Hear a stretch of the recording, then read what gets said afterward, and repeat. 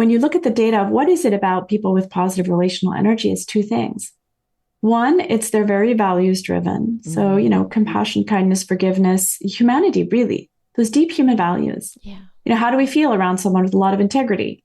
We feel safe. How do we feel around someone with a lot of compassion? We feel comforted. Those are the people that are the people we turn to. Those are the people that we want to have around us. So the people who have those values, they end up letting people feel seen, heard, valued, and appreciated, which is what everyone wants. Hi, I'm Dr. Jodi Richardson, and this is Well, Hello Anxiety. In a world that often moves too fast, we're here to pause, breathe, and understand anxiety together. Each episode will explore practical strategies, share honest conversations, and uncover the science behind anxiety and well-being, all while creating a space where it's okay to not be okay. Let's continue this journey together. Emma, in our last conversation, we talked so much about your incredible book, Sovereign, some of your personal experiences, particularly after having witnessed the second plane crash into the Twin Towers at 9/11 and how that affected you and what it was that you were able to do that had such an impact on the way you could recalibrate your nervous system.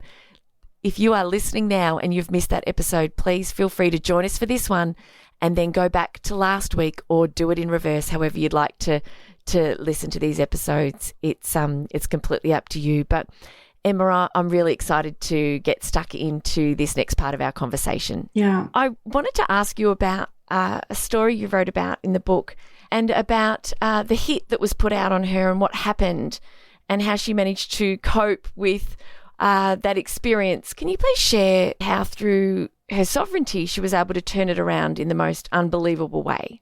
Adele is amazing. Did you hear the podcast with her in it that I did with her? Oh, She's goodness. So lovely. She is. You can get a feel for her personality, right? Absolutely. Absolutely. Yes. Yeah. She's phenomenal. She is an activist. I mean, she's many things. She's a Yale grad. She's the Yale Law grad, which is the toughest law school in the US. She's absolutely brilliant. She's dedicated her life to ending human slavery and also ending and helping the environment. And so in the last decade or so, she's really focused on ending deforestation. So she spent a lot of time in the Amazon. She spent a lot of time in Africa. And what she would do is she would see where companies are illegally cutting down trees. And then she'll send them letters and say, hey, guys, it's not legal what you're doing. And they'll ignore her. And then she'll go to her friends at The Guardian or the New York Times and be like, this is what's happening. And there'll be a big expose. And then then they call her and they're calling her and saying, hey, what can we do? But anyway, actually, you know what? Maybe cut that out because maybe I shouldn't talk about her strategy. Of course. Let's cut that part out. No problem at all. Just that part about how she does it. Yeah, no problem at all. Yep. Yeah. But anyway, so Adele was in an African country where she was investigating a rubber company that was doing a lot of deforestation. And suddenly her driver disappeared and she had to go back to the airport and people were telling her, okay, get in this car. And this car was with two muscle strapped strangers in military apparel, obviously there to do away with her because the government there was in cahoots with the rubber company. And Adele was in the way. They didn't, they were getting kickbacks and Adele had no choice but to get in that car. But during that time in the car with them, she was able to turn the situation around and they became her protectors. They drove her all the way to the airport. And then she got confirmation there that, they were meant to kill her because they said, do not ever come back here. You are not safe here. But then they said, but if you have to come back, come over a land border under our protection.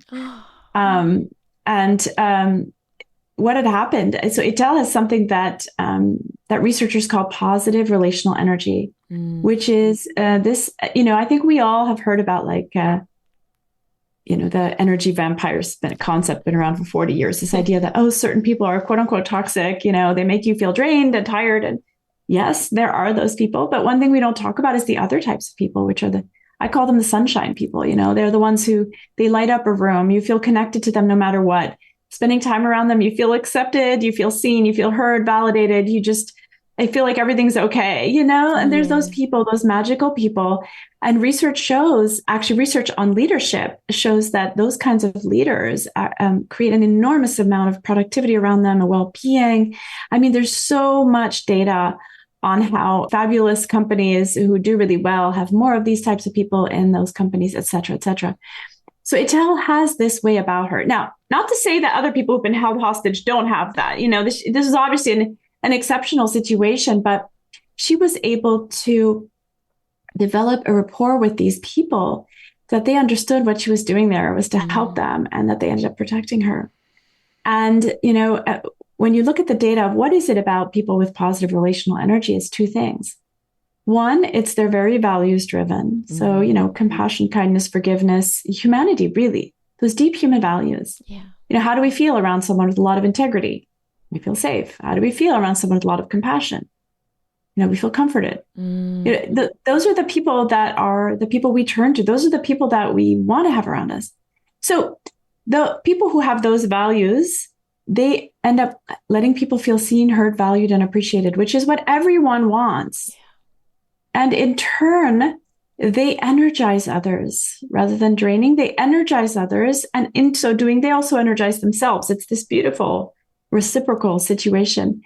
But the other aspect that they have is they know how to fill their cup. It's very difficult to put out energy when you're drained yourself, right? It's difficult sometimes to look past yourself. Research shows that when we are very stressed, very anxious, or depressed, when we become more focused on ourselves, self-focused, which is probably from an evolutionary perspective, it's a good thing. You know, if you were stressed, you were being chased by a tiger, like it's better to just focus on yourself. Yeah. But it's not really serving us in terms of relating to other people. So, but the second aspect is that they know how to fill their own cup. And so this is where a lot of the things we're talking about, like developing a more self-compassionate relationship with yourself, you know, breathing, meditating, doing things that honor you, fill your cup, are also very important. They are. And thank you for sharing that. I so encourage anyone listening, everyone listening, please go out and get yourself a copy of this book. It is a book that you will always be picking up and putting down after you've read it from cover to cover. And I'm learning to be able to say to myself, it's okay, I can put it down and I can pick it back up again. And you speaking to this today, I think, is just a really good reminder for all of us that if we don't invest in ourselves, ultimately we'll be forced.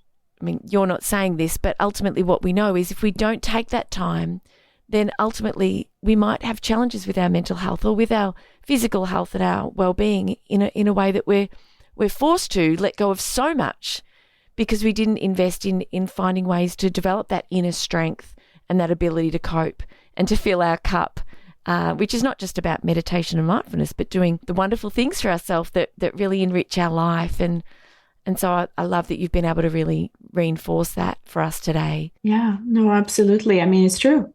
If you don't do those things, you're going to hit rock bottom, whether it's with your physical health or your mental health. And then it's so hard to climb back out of that hole. Oh. It's also so bizarre. Like, you know, if you have a pet, like you take it for walks and you give it the food and you give it something to drink and you make sure it rests. If you have a child, you do the same thing. Why wouldn't you do that for your own body? You know, we kind of take our body for granted, but it's just it's a living being. It's the shell in which we dwell. And like, how are we treating it? You know, you kind of wonder sometimes. I know. It's just fundamental. It's fundamental. One of the things that you wrote about was your own experience with your eating disorder. And I wonder if you had a profound realization, an absolutely profound realization when you kind of reversed the way that you were doing things. Can you tell our listeners a little bit about what you learned about being able to express how you felt and how that changed the way that you nourished yourself and the way that you looked after yourself from that day forward? Yeah. So I was, I think I was 18 or 19. Yeah. And I'd moved to the US for college, and it was a very stressful sort of time. And I didn't know how to deal with my feelings. I guess every time I felt down, I would binge eat. I mean, just eat whatever for a long time or stuff myself, I guess. And it was like an addiction. Like I couldn't stop. I couldn't understand it. It was very bizarre, but that's just what happened. So I would do that regularly. I would feel bad, then I would eat, and I would cry afterward, and it was like a cycle. And then one day I went to a meditation session. It was kind of weird to meditate in the 90s, and there weren't many people that would go there, but there was a guy that went there that I had a crush on. And I thought, let me go to this and maybe I'll meet him.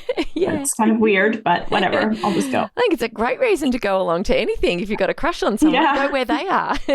Good strategy. Exactly. So I went and we had to sit there for an hour staring at the floor, and it was so boring and excruciating and painful. And I thought, I'm never doing this again. It's terrible. And when I got up and left, I was like, okay, I feel pretty peaceful, but I'm never doing that again. That was awful. So anyway, the next day I was feeling bad again. And I walked in my dorm room, and there's an old pizza that didn't even look good that was sitting there. And I was like, oh, look, I could binge again. Yeah. But suddenly I had a light bulb that went off in my head that was like, oh, every time you binge, you cry after. Why don't you cry first? Yeah. So that light bulb went off, never gone off before. It was a moment of awareness. And so I did. I went on my bed and I cried. And when I was done, I sat up. The need to binge was gone.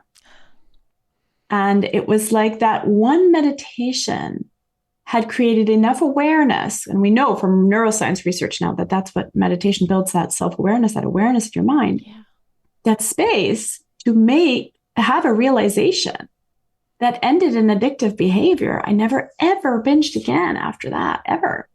And it's like that freedom that had come through one and my very first meditation ever. Oftentimes, when we're people feeling down, so they could turn to things, say alcohol, right? But research shows that even one drink of alcohol lowers your awareness. Yes. And yet one meditation can lift your awareness. It's like, what are we doing? It's funny. Someone the other day was like, oh, great. So I could just meditate to make up for my drinking. That's not how it works. But it's just amazing when you think about it, and how that awareness gives you the sovereignty to see what you have not seen, but you can't unsee what you've seen. Yes. So once you've seen it, you're free from it. Yes. I think, so many people with addiction, whether it's alcohol addiction or social media addiction or work addiction or whatever, just to try and not feel bad. But what I found and realized is that, the emotions are just, if you let them run their course within you, then they go. Emotion is energy in motion. But if you stuff them down with food or overworking or over-exercising or overdoing whatever it is you're doing, pick your poison, shopping, gambling, whatever. Yes. They're just going to be there waiting for you. And you're going to be stuck. And you're going to be hooked. And you're going to be bound. Yes. Perhaps all life long. Yes. Unless you develop sovereign awareness. Which you can do. You can You can do. And before we talk, because you've not only got the book, you've got your course, of course, The Science of Sovereignty. But before I ask you to share with us about that, because that is something I want to make sure we've got time for, could you please just compare and contrast being bound versus being sovereign? Yes. So being bound is, many of the things we talked about were instances of bondage. For example, being in the self-loathing cycle where we're highly self-critical and we're sort of beating ourselves up and draining ourselves in the process. That's an example of bondage. Or not knowing how to handle our negative emotions, not wanting to feel negative emotions. And so being stuck in a cycle of addiction, whether it looks good, you're doing 40 hours of community service a week, or it looks bad, whether you're, taking drugs every weekend or whatever. It's bondage. You're not free. You're hooked into a pattern that is not serving you. It is hurting you. And in so doing, it is preventing you from showing up at your greatest potential, at your happiest potential, at your most energized potential to show up with all of your gifts blazing. We all have gifts. That's bondage. And it's not what we would wish on our children. It's not what we would wish on anyone else. And sovereignty is, first of all, awareness. It's like that awareness that I developed when I did that first meditation. This is just one example, right? It's awareness. Oh, okay.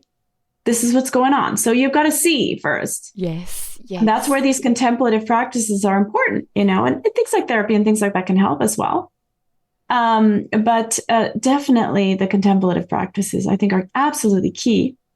And then courage too, because you can have the awareness and be like, okay, drinking's not serving me, but all my friends drink and I don't want to be different. Yeah. Okay, so I'm not going to dare to do that. Or I'm realizing that I'm in an abusive work situation or marriage or whatever, and I don't have the courage to leave. Right. So you have to have courage in your sovereignty. Yes. This is awareness plus courage plus a full tank. And that's where all the self-care practices come in, because you need a full tank, but that's part of sovereignty because it's honoring yourself, your body, your mind, your spirit. In so doing, you become limitless. You actually become limitless in your ability to show up as your greatest expression of yourself, which is also what's going to make you happier and fulfilled, but it's also what's going to benefit everyone around you and society. And